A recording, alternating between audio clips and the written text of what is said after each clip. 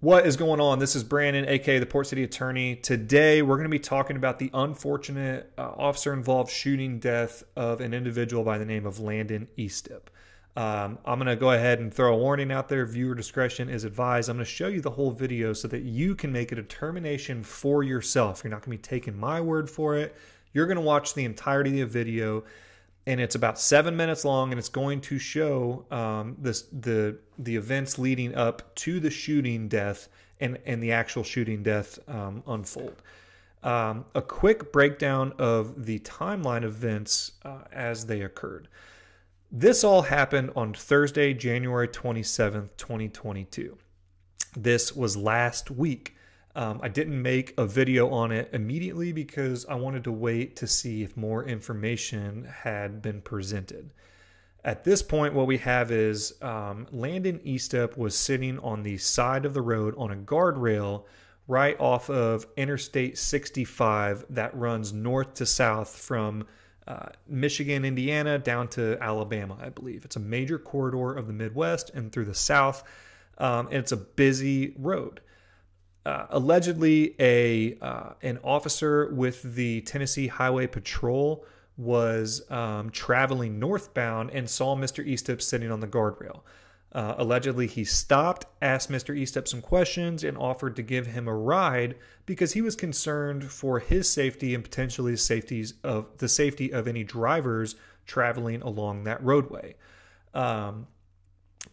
At some point during this conversation, Mr. Eastep pulled what is known as a box cutter from his pocket and showed the officer this utility knife, either in a show of force, or we're not really sure why he pulled this, why he brandished this weapon.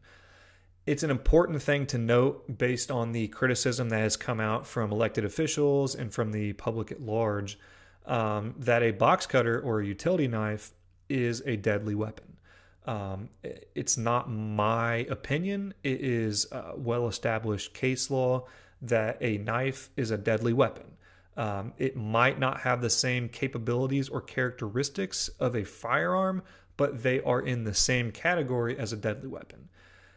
At some point, an off-duty officer from Mount Juliet Police Department, which is a suburb of Nashville, stopped and began trying to negotiate and de-escalate the situation. I don't know whether he had any sort of special training in de-escalation techniques, but he is seen throughout the course of this 7-minute video, and apparently for the entirety of the 30-minute exchange, trying to negotiate with Mr. Eastep and trying to get him to surrender himself to law enforcement so that they may check him into a psychiatric facility on presumably what is known in most states as an involuntary commitment. During the course of this exchange, more officers show up. About 9 officers show up, in total.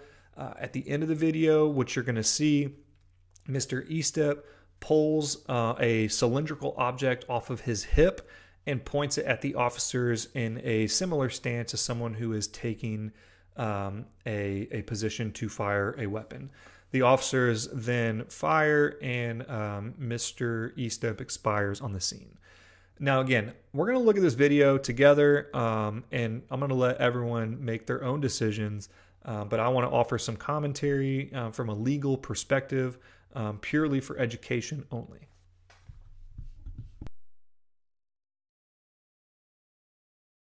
Just drop it, brother. Let me help. Landon, come on. Landon, come on, brother. Let me help you out. You will not end up in jail. See, look, I touched no. Let me help. Landon, look, hey, look at me. Look at me, Landon. Look at me. No, don't do it. Don't do it. Come on, Landon. Do not do it, brother. Landon, don't let me go home with this today, brother, please. Come on. Landon. Landon, look at me, brother. I'm talking to you. Hey. Please. I gave you my word. My word means something, okay? I keep it. You will not go to jail today. I promise you. You will not go to jail today. Whatever you're worried about, we can fix it. Let's get you some help, though. This is not the answer. You and I know it. You don't want to hurt me. I know you don't. And you know I damn sure don't want to hurt you. Right? Come on, man. Come on, brother. Just put your hand up, drop the knife, and let's figure this out. Landon, come on, brother. Let's do the right thing here, okay? Let's get you some help, brother, please. That's all we're asking, bro. No, don't, Landon. Oh my gosh. No, don't do it, Landon. No. Back up a little bit. Back up a little bit. Landon. Come on, man. Don't do this, bro. Seriously. I got come you. on. Let's end it, man. Let's end it, Landon. Just drop the knife, brother. Let's help you out. Let's go home. Let's go home. Landon, don't want to do that. Landon, don't want to do that. Come on. Come on, Landon. Don't want to do that. Landon, don't. Please, brother. Come on, man. Hey, I've been out here for 30 minutes talking to you, bro. Let's go home. Let's go home, Landon. Please drop it, brother. This is not the answer. You know, I don't want to hurt you. Come on, Landon. Come on. Landon, Come on, don't. Landon. Hey, we don't want to hurt you. We don't want to shoot you, and you don't want to hurt us. Right? I got kids to go to. I got a family to go home to. And I was on my way doing that. But my God put me here so I can help you out today. And you know it. And you damn sure know it. I know it. Come on, brother. Just drop it. Landon, please, brother, don't do this. Please don't.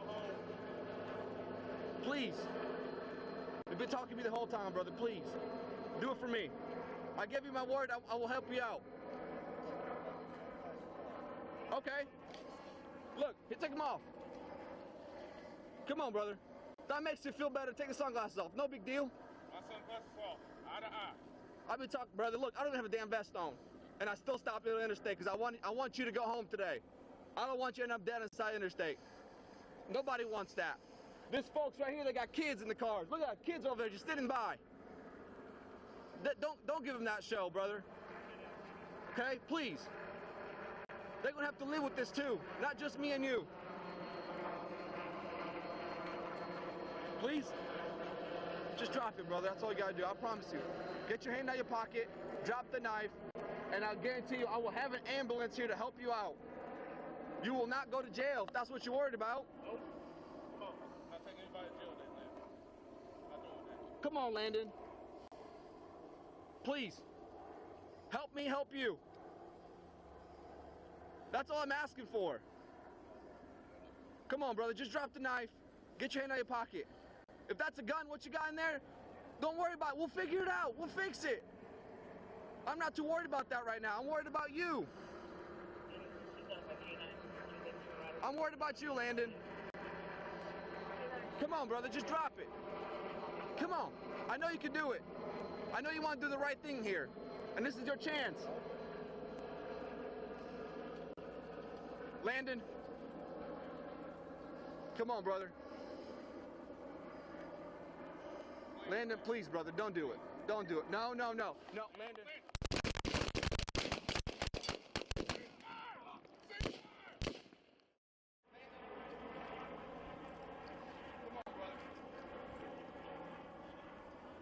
Please, Landon. Please.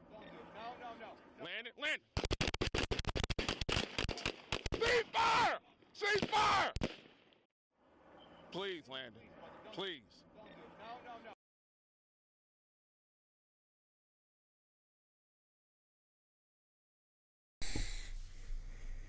No. Okay, so as you can see in the video, the officers are, maintaining a distance from him and speaking to him. He is holding a knife in his left hand, and he's pacing with his hand on his hip with his right hand. The officers are unable to tell what it is that he has got his hand on, whether he's concealing, and they actually inquire as to whether it is a firearm. He says, I don't know if this is a gun or what it is, but if you put it down, we'll get you some help. The initial response from the community was negative, as it should be, because we should have a healthy skepticism of any government use of force when it comes to taking someone's life. And so elected officials, even after this video came out, have been saying that they don't think that this situation should have happened. They are specifically pointing to the use of social workers should have been implemented, and a social worker should have been on scene with the police officer in order to de-escalate the situation. The Metro Nashville Police Department has put out a statement, or I'm sorry, the Community Oversight has put out a statement concerning this that you can read on Twitter, that you can pause and read right here. There's been news articles generated all over the state and country, rather, regarding some criticisms toward the officer's conduct. This has been referred to the Tennessee Bureau of Investigations for further investigation. This is typical because nobody should be, no agency should be investigating themselves when it comes to misconduct or, in a misconduct investigation. And so this is something typical that happens.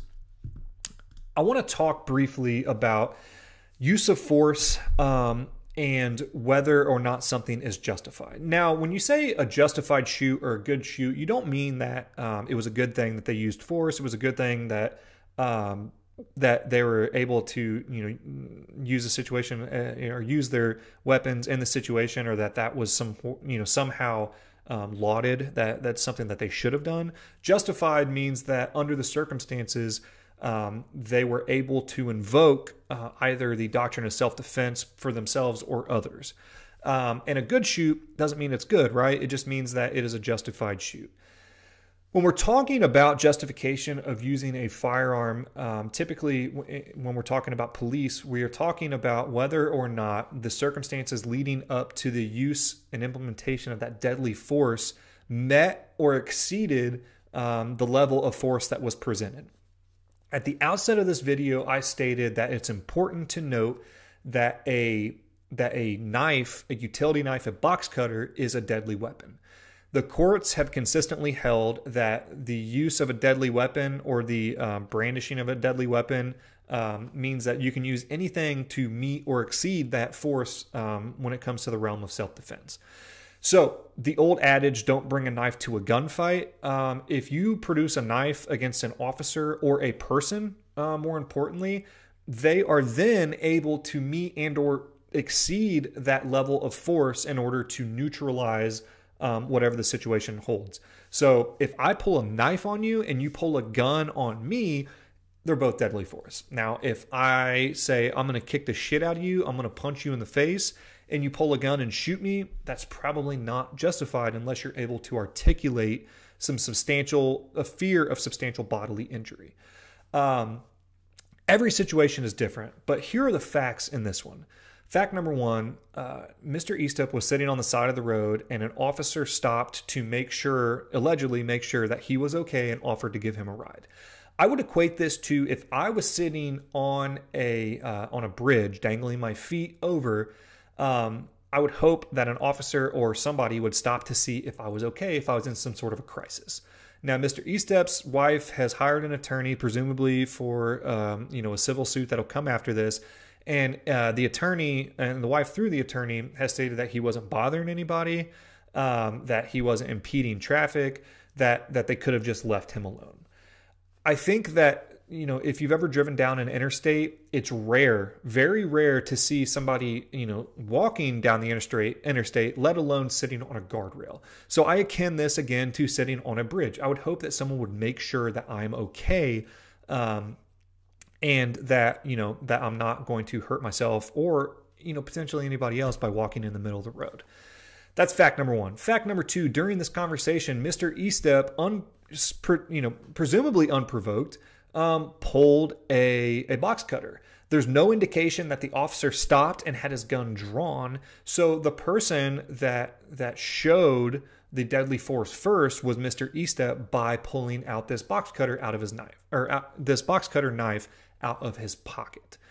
Fact number three, this encounter lasted for 30 minutes. This wasn't a situation where he pulled the box cutter out of his pocket and the cops shot him. They shut down the highway. 9 different officers from 3 different agencies were involved, and they had a 30-minute dialogue with Mr. Estep, asking him to make, or to, give himself up. Fact number 4, he was holding, or at least presented to hold something in his right hand while he was holding his right hip. The officers asked whether or not it was a firearm, by saying, hey, if that's a gun, we'll take care of it. Mr. Estep never said, no, it's not a gun. You have nothing to be concerned about. The next thing that happens is what we all saw, is that he pulls this cylindrical object out of his pocket, or off his hip, gains a shooting position. He places his left foot in front of his right, and holds the cylindrical object like you would a firearm. And so from any distance, you see a shining, gleaming cylindrical object, and the rest of it is concealed by the hand, much like a firearm would be. That's fact number 5. Fact number 6 is that the officers then shot Mr. Estep several times in order to neutralize the threat. This is an unfortunate situation. Any shooting, any death is unfortunate, and I think that there's still going to be a lot of facts that come out about this, but I'm skeptical from the communities, from the elected officials who have made statements stating that they wish that a social worker or somebody would have been on scene. I'm skeptical that would have changed anything. The off-duty officer from Mount Juliet spent 30 minutes dialoguing with him. Mr. Estep had shown some sort of deadly force. He threatened the use of deadly force by brandishing a deadly weapon. And I don't think that even if a social worker was on scene, that would have changed anything. I say that because just because there's a social worker on scene, that doesn't mean that the officers are all going to drop their weapons, and allow the social worker to approach the person with a deadly weapon. I think that put yourself in the social worker's, shoes.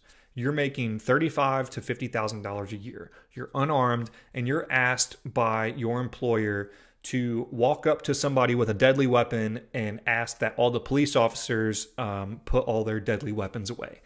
That is an employment law nightmare waiting to happen. I don't even think that the Nashville Metropolitan, police department, or anybody that's employing that social worker would allow that to happen. I think that regardless of who's on scene, the facts remain the same. He's sitting on the side of the road. He brandishes a deadly weapon. He's pacing. He's holding something that looks like a gun, and he points it at the officers as if he was going to shoot. You don't take that stance unless you're going to fire a weapon. And there was no reason for him to point a metal shiny object at them if it were anything but suicide by cop, which is a common name for the unfortunate situation which happened. I don't think that the presence of a social worker would have changed it, and I think that by all means that we can see now, from the information that's been given to us, that this is going to be deemed a justified shoot, and I think that the officers would be justified by using the doctrine of self-defense. Now, I don't know whether they breached some sort of employment protocol, whether that their jobs will be safe because of this incident. I just don't think that any homicide-related crimes will be levied, or charges be levied against the officers. I could be wrong. It's very fresh, and this is why, things change, facts come out. We didn't see the whole video, so maybe seeing the whole video, we'll find something that doesn't look good. But from the video that's been put out now, it seems that the attempts by the law enforcement officers and the facts that Mr. Estep was brandishing a firearm, or brandishing a deadly weapon, and looked like he was holding a firearm, didn't tell them it wasn't a firearm, will lead, at least a grand jury to believe that, that there was some sort of self-defense involved, and, this is self-defense involved here. Now, it's a fool's errand to think that a grand jury is going to, not indict somebody. If they bring it to an indictment, they're going to get indicted. But regardless, I don't think that there's a conviction here, even if charges were placed against any of the officers. I appreciate you guys stopping by. This is always sad to talk about loss of life, but I think it's important from an educational standpoint. Comment in the comments. Let me know if you think something different. I probably missed something. I might have missed something. Just let me know what you think in the comments. Let me know any different perspectives. I'm happy to, to take one on the chin and say, yeah, you were right, I was wrong. If that's the case. So comment below, go ahead and subscribe and like. I appreciate y'all stopping by. Thank you.